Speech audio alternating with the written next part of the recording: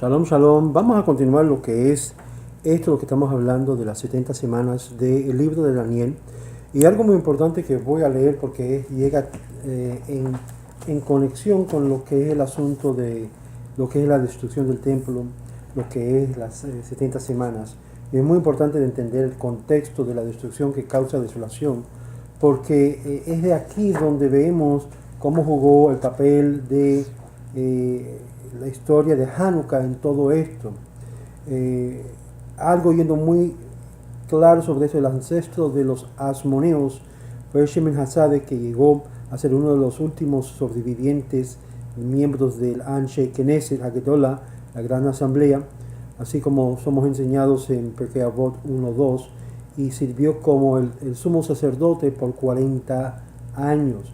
Y por causa de su gran piedad excepcional y varios milagros que ocurrieron regularmente en el Beit Midrash, por ejemplo, en Yom Kippur, lo que era el hilo que era amarrado alrededor del cuerno de Sa'ir Azel, el chivo que fue llevado, fue echado de lo que es el, el valle o de lo que es un lugar, y fue echado abajo, y durante los 40 años de Shemen Hassade, Hagadol, ese hilo rojo milagrosamente se volvió blanco, como simbolizando que el pecado del pueblo ha sido totalmente perdonado.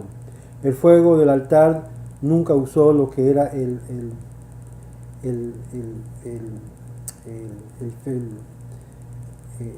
todo totalmente la madera, y los kohanim usaban normalmente dos logs de madera cada día para quemar, y esto es algo que fue mandado por la Torah, que nos manda a usar madera fresca y añadirlo al altar. Y no se usó todo porque no se consumía la madera. Son ciertas bendiciones como esta, como también el Lechem Hapanim, las 12 panes que estaban disponibles en la mesa sagrada en el Beit Midrash, y consumidos por el Cohen cada sábado, y el Korban HaOmer y otras ofrendas especiales como ocasión de esto, como nos narra en Yoma 39a. Los sabios también relata la experiencia que el Alexandro el Grande una vez marchó sobre Jerusalén con el fin y la intención de destruir el templo, y después de incitar lo que es esto por los samaritanos, se acercó a la ciudad y habló con Shemen Hassade, y llevó por la noche los elitas de Jerusalén, todo cargando torchas, que habría de encontrarlo el conquistador en la madrugada. Y Alexander vio Shimon Sadek y se bajó de su caballo y se agachó para postrarse al piso. Los hombres de Alejandro el Grande le preguntó: ¿cómo es que un gran poderoso rey como tú te doblegas a un judío? El rey respondió: cada vez que yo he ido a batalla, vi la imagen de ese hombre dirigiendo el camino y asegurando nuestro éxito.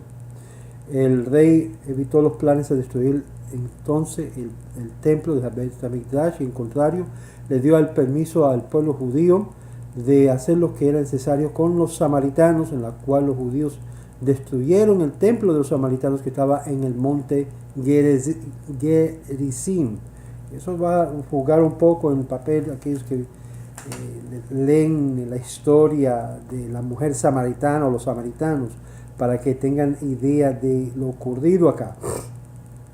Después que pasó Shemen Hassade, su hermano Elazar sirvió como el sumo sacerdote y fue uno de los 70 sabios del rey Ptolomeo, quien ordenó que se tradujera la Torá en griego.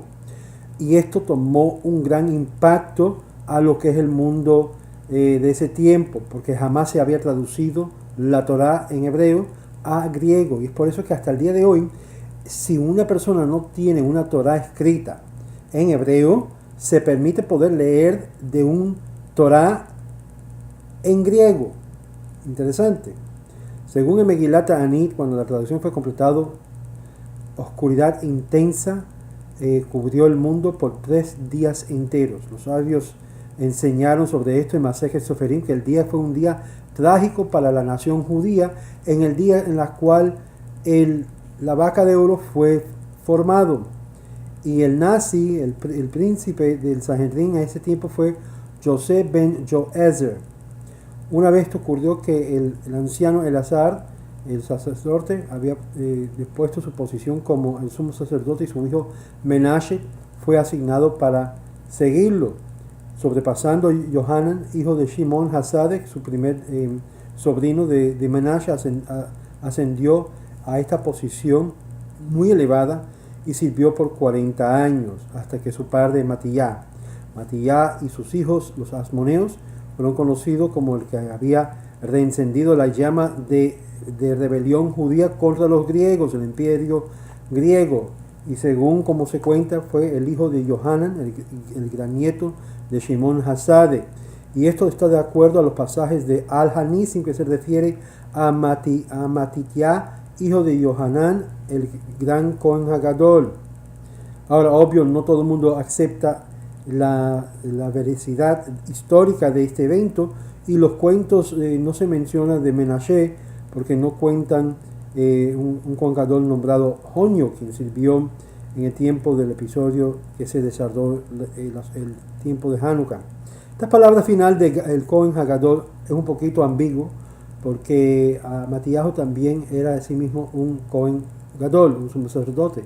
Su padre Johanan también era un Kohen Gadol. Según el Talmud, en Megilá 11a, esto se refiere a Matías, el Kohen Gadol, pero aparentemente había una pregunta o una encuesta que se levantó en el texto del Talmud, en la cual se corrige el texto. El Rambam, en su introducción, en su comentario en el Mishnah, escribe que el padre de Johanan era actualmente Kohen Gadol. Ahora, el Sefer HaYeshassim declara que Matiyá fue conocido también por el nombre de Asmonai, que sugiere que esto fue en cuanto a los hombres de los príncipes, que hallamos en el versículo 32 del Salmo 68. Los príncipes o Hashmanim vendría desde Egipto. Esto es una interpretación que significa que él y su familia fueron de la ciudad de Asmoneo, mencionado en Sefer Yehoshua, capítulo 15, verso 27. Yehoshua es el libro del Sefer de Naví, Josué, como ustedes lo conocen. Según esta interpretación, Hashmon era el lugar del nacimiento de Shimon Hasadek, y él fue uno de los que eran de los Hasmoneos, descendientes del llamado casa de los Hasmoneos después de él.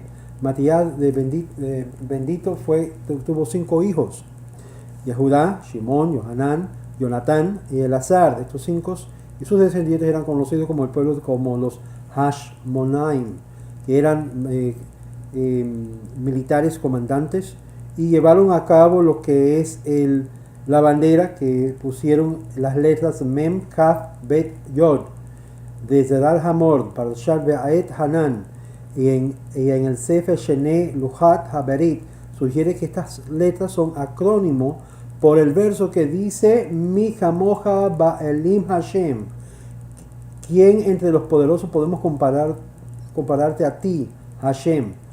Harav Moshe Sofer, en su libro Hatam Sofer de Parashá Miketz, y en su glosolario de Shulchan Aruch Eben HaEzer, en la porción Simán 129, sugiere que las letras representan Matitya Kohen Ben Yohanan, es decir, el Mem, el Kaf, el Ben y el Yod. El Sefer Shenei Lehut Haberit también hace algunas otras sugestiones por las letras, en las cuales incluye Baruch Kevod Hashem Mi Mekomo, que el Eterno, o el nombre de Hashem, el honor de Hashem es bendito de su lugar. Ahora vamos a ver un poquito de la dinastía de los Hashmonaim,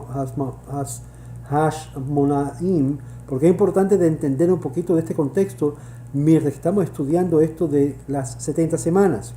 Nuestros sabios enseñaron en Aborá Zará que los Hashmonaim rigió el estado de Yehudá por 103 años, y 11 de ellos asumieron el liderazgo. Número 1, Matías ben Yohanan, hijo de Shimon Hasadek. Número 2, Yehura, hijo de Matías. Tercero, Jonatán ben Matías. Número 4, Shimon ben Matías. Número 5, Yohanan ben Shimon. Número 6, Ardisbalos ben Yohanan. Número 7, Alejandro o Yanai ben Yohanan. Número 8, Alejandría, la viuda de Alejandro, la hermana de Shimón ben Shattá. Y Arrisbalos ben Alejandro era el número 9. El número 10, Urcanos, el tercero, ben Alexander. Y Alejandro, para que sepa, es un nombre hebreo judío. Para aquellos que no lo saben, Alex, Alejandro, Alejandría, etc. es nombre judío. Antiganos o Antigones ben Arrisbalos era el número 11. Ahora, interesante en esta historia que vamos a ver el desarrollo de que ocurre durante estas 70 semanas que hablamos en la parte final. Herodes comienza a hacer un golpe de estado y comienza a luchar la corona de los asmoneos. Herodes era un convertido de la casa de los edomitas. Era considerado judío, pero no era un buen hombre en ese sentido.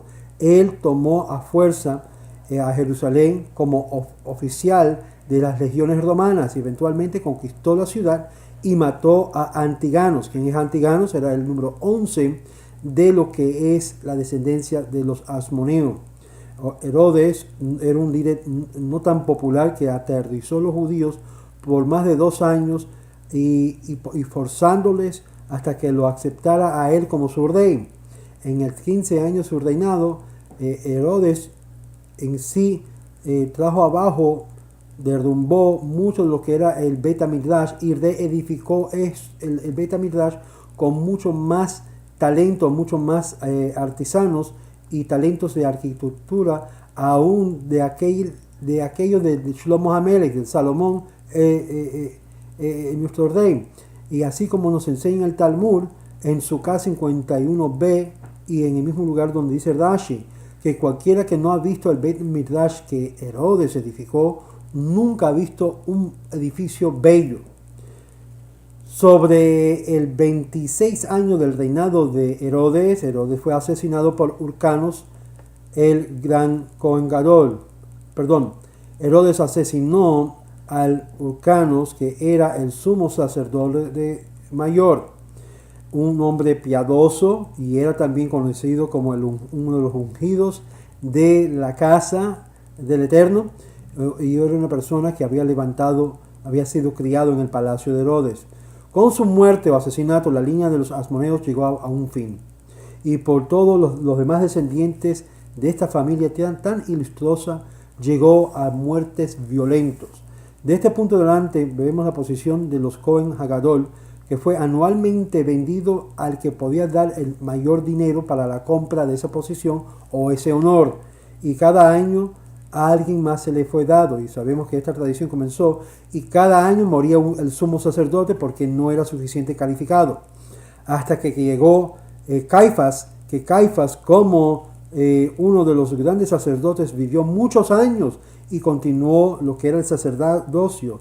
Fue durante supuestamente la vida de Jesús, y es por eso que en los libros rabínicos, como también en la Biblia cristiana, hallamos que Caifás, el gran sacerdote, fue también llamado el ángel de la presencia de Dios, porque cuando lo miraba era como un ángel.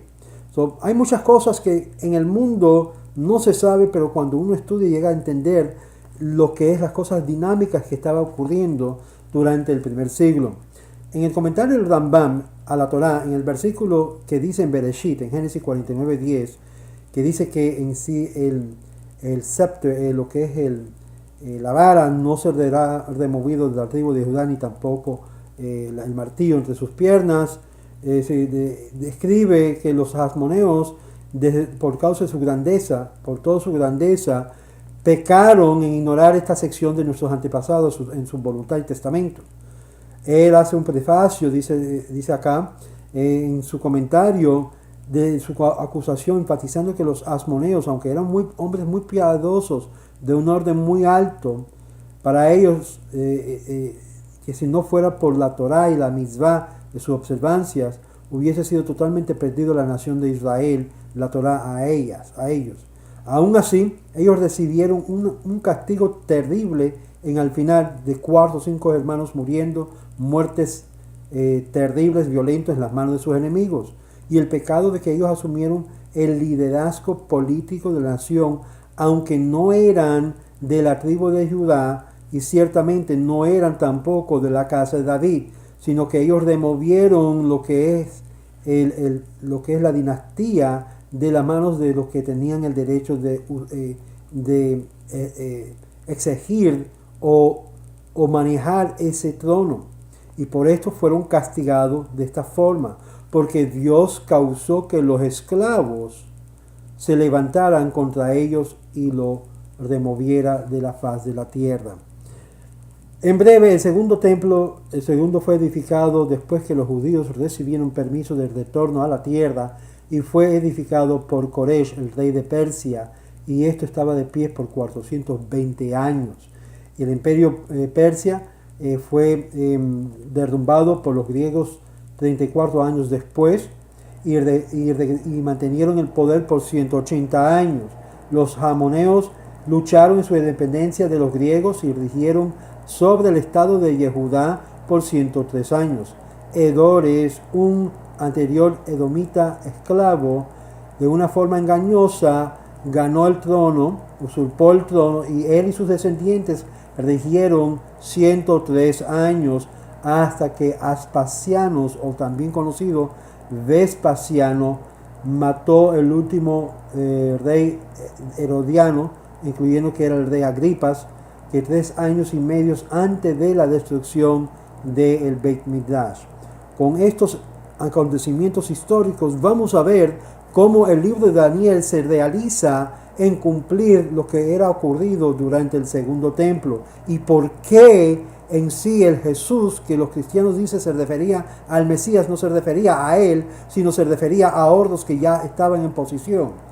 Para más información sobre eso vamos a ver también que el evento de todo esto está narrado en la Megilá de Antioquios, que es algo un poco breve y está originalmente en el arameo, pero con esto llegamos a entender algo muy importante, que Jesús se presenta en la historia en un momento muy crucial, en la cual se puede poner en duda aún el hecho de las opiniones declaradas sobre él, que él era el Mesías, porque él mismo dijo sobre la destrucción del templo que habría muchos Mesías que se levantarían diciendo: he aquí, él está allá, no lo creáis.